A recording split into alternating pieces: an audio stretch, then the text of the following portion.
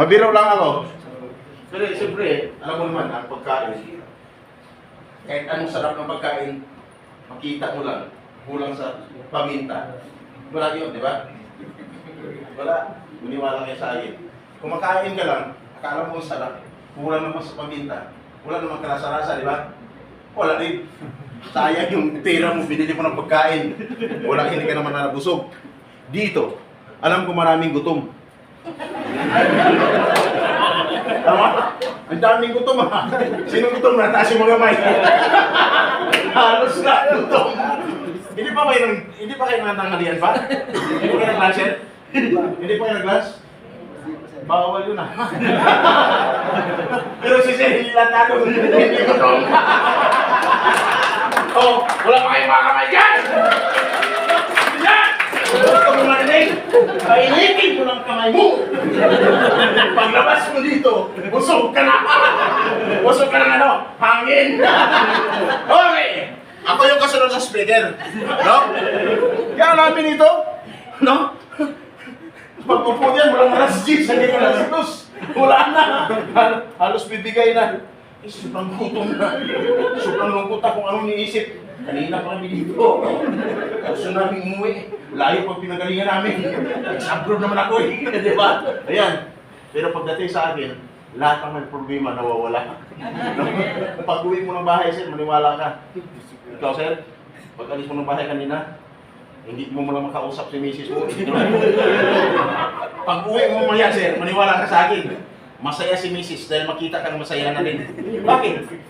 Tatanungin ka ba, kamusta ka na? Kanina parang galit na galit ka. Ang dami mong problema. Pero ngayon, parang sobrang saya na. Parang sobrang saya mo na. Kailan ka ba alis bukas? Diba? Pero, hindi ka pa rin sumasagot. Ang nangyari, nakita ka na lang, ngiti ka pa rin. Kung wala, nalipasan na ng gusto. Okay! Yan! Kaya dito, nako. Alam niyo po ako to? Ang daming nag-video eh. Kasi alam mo, uso ngayon pa-viral, di ba? Uso pa-viral yun. Maniwala kayo sa akin. Pero dito, kayong unang mag-viral. Nagkatutok na ako. Okay. May inantok pa? Wala na. Wala na. Kaya nga dito. Makauwi din yun. Makauwi din kayong mamaya. Okay, maglala. So kung yung speaker, Mr. Sam Carbosa ng aming papidus, yun ako magpa-flash-flash dyan kasi pangit naman mukha nung marabas. Personal na to. Mabilisan lang. Napakaiksi ng oras ko, napakalaga para sa'yo. No? Kaya kung ikaw, ex-abroad noon, galing sa kabilang Pidos, ilang taon ka na pabalik-balik sa labas ng bansa, hindi ko naman ako nakita doon sa pinagpidusan mo kasi wala naman ako doon. Tama? Ngayon, nakita mo ako ngayon dito. Kasi nandito ako, no? Tama? Yung hindi mo alam doon, dito mo malalaman ngayon. Sino ba ex-abroad? Taas yung mga kamay. Taas. Yan, ex-abroad. First timers, taas yung mga kamay. Taas. Okay. Yung hindi tumataas ang mga kamay, ano kayo? Sabi diba? Hindi galing brother. Nagbago ang buhay. Okay. Yan. Di ba? Gusto na dito maniwala kayo sa akin. Pag hindi ka titigil, sige tatawa yan. Maraming magugulat siya paglabas mo. Naglalakad ka. Tumatin na rin. Wala namang kausap. Okay. Okay na yun, di ba? Ako ang speaker na yun. Okay. So ngayon, pataas ako ng kamay kung sinong first timer may tumas. Merong ex-abroad, meron din. Kaya lang, sinong ex-abroad na umabot na ng 20 years sa labas ng bansa? 20 years. Meron? 15 years. Wala? 10 years. Yan. Si Ma'am. Halatado man. Pag-ex-abroad. Kaya yung kamay para mga kandila. Kandila, ayaw mo pa-utos yan. Okay. Kasi pag ganun daw, hindi ka naman maglabayan. May taga-labayan. Ma'am, kunin mo ko. Pati ikaw ilalaban. Okay. Ma'am, 15 years? 10 years? 14. 14 years. Okay. Hindi na ako magdagdag pa ng tanong. Ma'am, kumusta naman? Pag-upload mo nun. Okay naman. Okay naman. Okay. Pero bakit ito babalik? Hindi pa nakatapos yung anak ko. Ano hindi na nakatapos? Hindi pa nakatapos po lahat. Dalawa kayo. Okay. Dalawa. Ngayon, sa mga ex-abroad, magtanong, isigaw nilang yung kasagutan niyo sa akin. Dapat yung pagsagot mo, parang talagang galit na galit. Okay. Ex-abroad, iparinig niyo sa mga first-timers ha. Para marinig ng mga first-timers. Alam mo, mas maraming first-timers eh. Ex-abroad. Yung totoong buhay, pagdating sa labas naman sa OFW, masarap ba buhay OFW? Hindi. Sarap. Ano mas maraming sumagot? Masarap o hindi? Mas maraming sumagot na hindi. Ang sumagot lang ng isa, masarap. Alatado naman, wala problema to. Kahit anong harapin nila, wala sarap eh. Hoy! Kadalasan, ang sagot, hindi masarap. Yung marinig ng mga first-timers, hindi. Sabi ng mga first-timers, ha? Ayan. Kamusta ang excitement? Okay naman. 100% nanatili. Mula kanina, pagpasok ninyo dito, sunod-sunod ng mga speaker, siyempre, super excited ka na kasi after nito, makaalis ka na, di ba? Ang tanong, lahat ba? Sure na makaalis? Sure na ba? Hindi ba? Dito, sa babanggitin ko mamaya, may marinig kayo sa akin na akala mo okay ka na. Pero after magpidus, makapag-isip ka na. Ano? Parang ayaw mo na. O bakit? Sabi ni Mr. Sam, sabi ng iba, hindi na masarap buhay OFW. Ano ba mayroon? Kaya dito, concentrate lang. Sa mga ex-abroad, sana, nung nasa labas kayo ng bansa noon, wala kayong itulong sa may mga problema, sana sa inyo pagbalik kayo, mayroon kayong matutulungan doon. No? Hindi lang ako yung puro lang tulong, ako nang lagi tumutulong. Diba? Dapat kayo ay may matutulungan din. Dapat ang isang bayani, dapat maraming natulungan. Hindi lang pamilya, sarili, pati kapwa Pilipino pagdating sa labas ng bansa. Tama? Okay, ngayon. Mr. Sam, matagal ka na ba dito sa Pilos? Bago lang ko dito. Nung mag-lockdown, ngayon na ako, mag-ilang buwan pa lang ako dito makabalik. Si Ma'am, 14 years. Pero wala pang balak mag-abroad yan noon. Ako yung nasa servisyo na. Since year 2000. Ma'am, naalala mo ba si Sara Balabagan? Naalala mo? Ang tanong, ano si Sara Balabagan? Ang sagot ng isa dito pagkahapon, Ma'am. Sabi niya, sir, babae. Sumagot ka, bilisan mo. Si Sara Balabagan ay isang babaeng OFW. Naman sa Pilipinas, ang kanya doon ng 14 to 15 years old. Hindi makapag-aral ng high school. Ang pakailangan ko, makapagtrabaho, matulungan ang mga sa buhay. May yaon sa kirapan. Kaya hindi lang pinalad. Bakit? Ano nangyari sa kanya? Nakulong siya doon at tinaturan ng kamatayan. May narinig ako dyan, sabi, sir, dinitay. Hindi po siya binitay, hindi po siya nabitay. Bakit siya nakulong? Gusto niyang malaman. Ang sagot ng isa dito, yes sir. Sabi ko, bakit ba siya nakulong? Sabi niya, sir, nari. Ang tanong, mayroon bang nari na siya pa ang nakulong? Mayroon ba? Dapat, kung sino ang salari, siya ang nakulong, tama ma'am? O halimbawa, ako ang salari, ikaw ang biktima, sino ang sa atin ang dalawang makulong? Ha? Ako nga pala. Kasi ang sagot ng isa dyan hapon, ma'am, sabi niya, dapat tayong dalawa na lang makulong. Makipagsigatize ka? Okay! Nakulong! Si Sara Balabagan. Bakit siya nakulong? Sir, gusto mo malaman ang totoong kwento ng buhay ni Sara Balabagan? Okay? Sagot. Gusto mo malaman, sir? Okay? Gusto mo malaman? Okay. Ito, ang totoong kwento ng buhay ni Sara Balabagan. Nakulong siya. Bakit? Nung inatin po siya na-repain o gasain, ang kanyang ginawa, lumaban. Ipinagtanggol ang kanyang sarili hanggang sa mapatay ang kanyang amo. Kung kaya ang kapalit, ikinulong siya at hinatulan ng kamatayan. Sugo! Panay po tingin sa kanya, hindi ba kayo nakalata? Kasi may kamukha siya doon sa sugo. Sing of the crime. Kawin mo lang yun, sir. Okay! Nakulong! Pero, ligtas ang buhay ni Sara Balabagan sa bigit na namatayin. Ano niligtas? May tumulong. Sino tumulong? Walang iba magkasama kami ng dating gusto, isang ambasador ng United Arab Emirates, isang congressman, NLRC chairman. Nagiging congressman na siya, year 2013. No? Nung mag-congressman siya, ako yung umalis sa kanya. Ang talabi ko kung nangyari, nung umalis ako sa kanya, namatay siya. Nung namatay siya, pag-alis ko doon, hinay naman ako ng Ipapilos. Ako naman ang Vice President for Welfare Assistance, yung boss namin, yung president namin, namatay naman. Noong year 2022, hinay ako doon sa kabila. Hinay ako doon sa kabila. Sabi ng nag-hire sa akin, Mr. Sang, you are the right person for me. Kaya sa akin ka na. Sabi ng isa, sa'yo na naman siya. Nagtanong, bakit kung sa akin siya? Ang sagot, magkasama niya. Sir, ikaw ang susunod. Pero hindi siya sumunod. Nandito pa rin ako. Nandoon pa rin siya ngayon. Hindi ko lang makita. Ewan ko kung saan na. Okay. Importante, mahalaga. Kaya ako nandito ngayon. Just in case of emergency. Lahat ng pangyayari noon sa labas ng bansa, dito sa Pilipinas kung may problema. Ino-on-air ko sa radio eh. Nagbabalita ako sa radio. Narinig niyo naman DWIC. Nagbabalita ako naman doon. Pag narinig niyo sa extra ko sinabi, mula sa Makati, ito siya Papator 141, ano oras para sa bilang ay ito naman 50,000 watts, DWIC. Ako po yun. Year 2017, lumayo lang ako sa isang istasyon. Pag sinabi, mula sa Manila, ito ang RSU sa Miguel Bausa ang naglilito sa pagbabalita. Ako rin po yun. Magandang ang boses ko.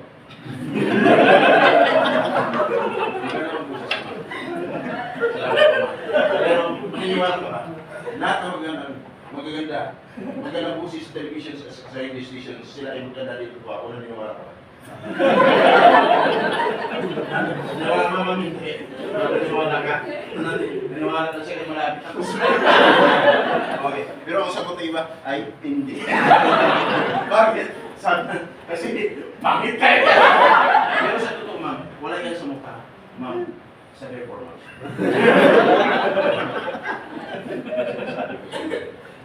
At least, nagpapatawa lang ako, pero hindi ako nawala sa topic. Gusto ko lang kunin yung attention nyo muna. Kasi kanina pinaka-po yan, tapos tulog na yung ilan. Ngayon, pag-usapan natin, papayag ba kayo? Yung nangyayari sa Labagan, isang engineer, Jan Aquino, professional, nagkaroon ng problema sa labas ng bansa, nakulong din at tinatulang kamatay. Papayag ba kayo sa mga nangyayari sa kanya? Siyempre hindi.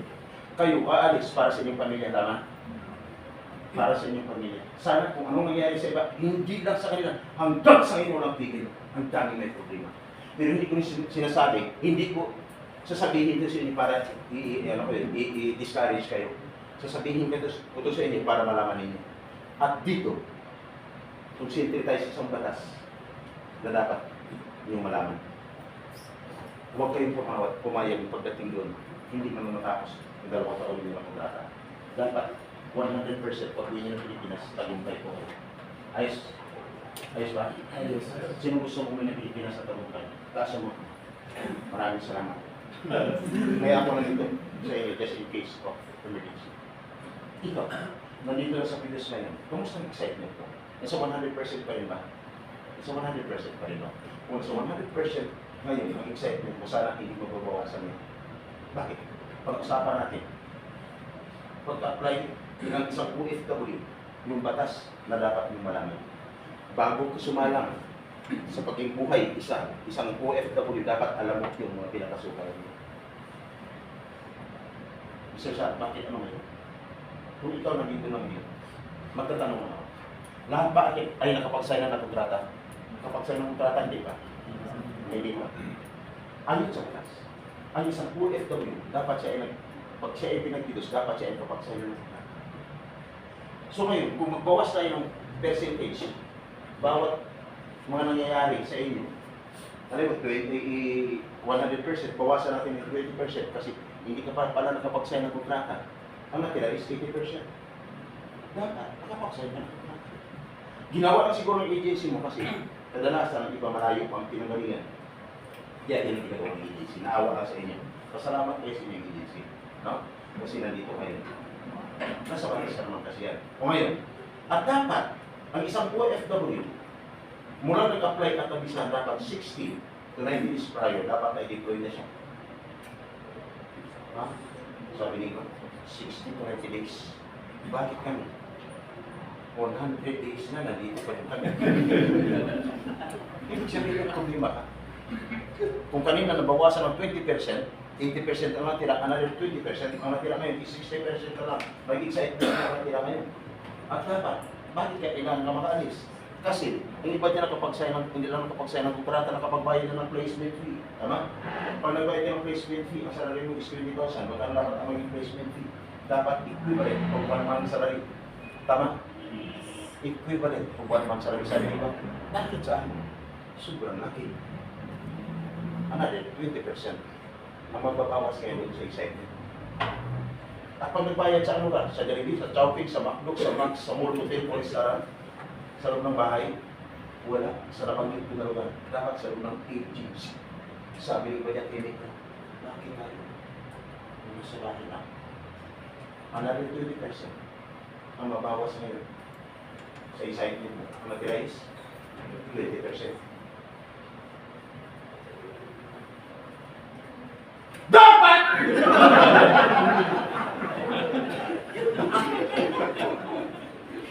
Dapat, sa loob ng agency, dapat mayroon pa kulang resibo.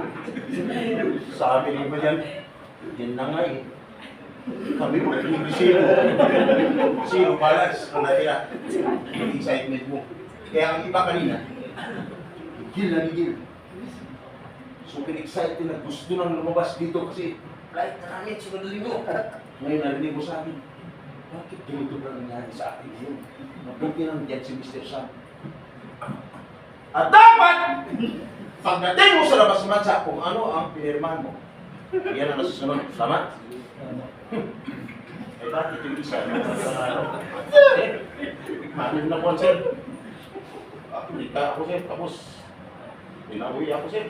Wala man ang kadahilanan. Wala naman ka ebidensya laban sa akin. Pinagpirma na lang ako. Yung sahod ko, 2 buwan, wala hindi ko pa nakuha. 6 na buwan lang naman dapat ako dun. Ano ba? Yan ang problema, no? Ang problema kasi, walang pinipili. Kahit anong ganda ng posisyon mo, anong profession mo, no? Pag talagang ito problema yan. Kaya dapat dito pa sa Pilipinas, alam mo kung dapat gawin. Kaya kung nandito ko ngayon, nangyari sa'yo, yung nabanggit ko, dapat alam ng agency, kung may taga-agency dyan, dapat alamin nyo na rin po kung ang inyong mga applicants galing sa labas may problema pa wala. Kasi iba, galing sa labas, dito pa lang, galing pa sa labas, may biktima na pala, ginagamit na pangalan ng agency. Na? Sabihin niyo yung agency para hindi ko sila madamay sa mga nangyari sa inyo sa labas. Bakit? Yung batas na yan na nalabag nila, batas ng Republic Act 1842 of Anti-Illegal Recruitment or 10022 as amended of Anti-Human Trafficking Violation. Habang buhay na pagkabilang ko. Kaya huwag sobrang kumpiyansa. Pag nandito para sa Pilipinas, dapat alam mo ang naging kalagayan mo ngayon. Tama? I-inform mo inyong agency para hindi sila maramay. Kasi kawawa naman yung inyong agency. Then, sa labas ng bansa may problema man, agency pa rin yung inyong pwedeng lapitan anytime. Kasi bakit? Eh may abogado naman kilala. Ingat kayo. Kahit gaano mo kakilala, lalo ng pag-abogado, baka hindi pa tapos ang problema mo. No? Nagreklamo na. Nagreklamo ka na ikaw pang natalo. Pagkatapos mag-uwi ng Pilipinas, sarado ng agency mo. Wala ka nang magpapala. Pati agency magsara dahil sa problema mo. Sino kumikita doon? Abogado. Di ba? Ang abogado, bilang-bilang ang labanan. Kaya ingat. Hindi po kayo yung agency. O pag medyo nahirapan kayo, may number ako ibibigay sa inyo. Ang number na yun, 0948-099-970. Ano? Ulitin ko, 0948-099-970. Pwede niyo mag-text doon o tumawag. Pag nag-text kayo doon, may sasagot sa inyo. At siya po ang aksyon sa problema. Pakikiusapan ng maayos, ang agency, diplomasya po ang pinakairal. At ang purpose mapabilis ang paglutas ng problema. At ang kagandahan, libre po ang servisyo. Ayos ba? Anong maganda? Yung natulungan ka na libre, o may bayad? Libre, di ba? Ganun po dito sa aming papilis, as welfare assistance. Makikita mo dun. Kung gusto nyo may YouTube channel kayo, buksan nyo. Yung Kaagapay is CTV. Kaagapay space is CCTV. Makikita niyo doon. At kinabukasan, makikita niyo na rin kayo mga mukha niyo doon, makikita niyo doon. No? Hindi ko ubusin lahat ng kwento, pero may makikita ko kayo doon. Anong mga nangyayari? Walang ibang action sa problema niyo. Makita niyo doon, may nakasumbrero kulay itim na parang cowboy, tapos kulay itim na salamin. Yan. Search mo diyan kung may data ka. I-search mo kung mayroon. Pag na-search niyo, ang gagawin niyo, i-subscribe niyo. Bakit? Pag sinubscribe mo, yan, updated ka lagi sa mga pangyayari sa loob at labas ng bansa. Tingnan nyo kung sino yun. At least, makikita nyo, yung sinasabi ko, doon mo malalaman na talaga ay totoo. Hindi katulad ng iba, nagbibigyan ng number. Pero pag binigyan mo ng number, no? Pag nagka-problema ka, tatawag ka sa labas ng bansa, sasabihin lang sa'yo, pag tinatawagan mo ng number, the number you dial is either unattended or out of range area. Please try your phone. Ingat kayo. Yung number na yan, walang ibang may hawak yan. Kung hindi, ako. Anong number, sir? 0948-099-970. Nandoon yun po yan sa YouTube channel ng Kaagapay ECTV. Nakita niyo ba? Kung nakita niyo, try nyo lang. Hindi ayaw magpabayran yan. Kasi kung nagpapabayran yan, year 2000 pa lang, mayaman na yan. Wala. Di ba? Mayaman na may... Ang importante, nakakatulong. Tulong na totoo. At walang bayad.